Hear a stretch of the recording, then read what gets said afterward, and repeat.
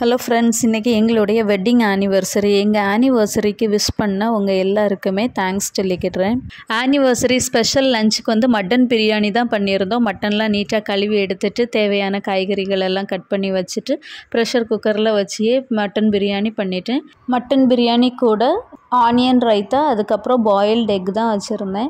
Mutton biryani நல்ல டேஸ்ட்டாக வந்துருந்துச்சு. மத்தியானம் லஞ்ச் முடிச்சதுக்கப்புறம் ஈவினிங் ஸ்நாக்ஸுக்கு வந்து சீஸ் வச்சு தான் ஒரு ரெசிபி பண்ணோம். இந்த ரெசிபி பண்ணுறதுக்கு பிரெட் க்ரம்ஸ் கொஞ்சம் எடுத்து வச்சுருந்தோம். அதுக்கப்புறம் மைதா மாவு கலக்கி வச்சுருந்தோம். சீஸ் க்யூப் ரொம்ப சில்லுன்னு இருந்துச்சு, அதனால் கொஞ்சம் நேரம் வெளியே எடுத்து வச்சுட்டு அதுக்கு மேலே இருந்து பேப்பரை அன்ராப் பண்ணி எடுத்தாச்சு. அதுக்கப்புறம் நம்ம கலக்கி வச்சுருந்த மைதா மாவு கூட கொஞ்சமாக வத்தல் பொடியும் கொஞ்சம் பெப்பர் தூள், அதுக்கப்புறம் தேவையான அளவு உப்பு போட்டு நல்லா கலக்கி வச்சுட்டேன்.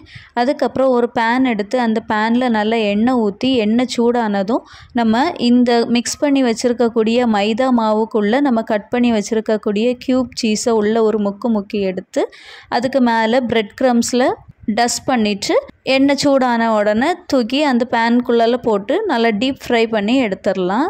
சீஸ் க்யூப் ஃப்ரை ஆகக்கூடிய டைம்லே கூடவே டீயும் போட்டாச்சு.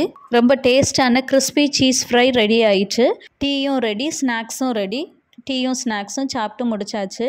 ஈவினிங் ஸ்நாக்ஸ் முடிஞ்சதும் ஒரு குலாப் ஜாமுன் மிக்ஸ் இருந்துச்சு. சரி, நம்ம ஸ்வீட்டோட கொண்டாடுவோன்னு சொல்லிட்டு கொஞ்சமாக குலாப் ஜாமுனும் ரெடி பண்ணிட்டோம். குலாப் ஜாமுன் நல்லா வந்துருந்துச்சு. அதுக்கப்புறம் நாங்கள் நைட் டின்னருக்கு வெஜ் நூடுல்ஸ் அப்புறம் சிக்கன் ஷவர்மா தான் வாங்கியிருந்தோம். இப்படி தான் எங்களுடைய இந்த டே போச்சு. நாளைக்கு இன்னொரு vlogல பார்க்கலாம். See you, bye.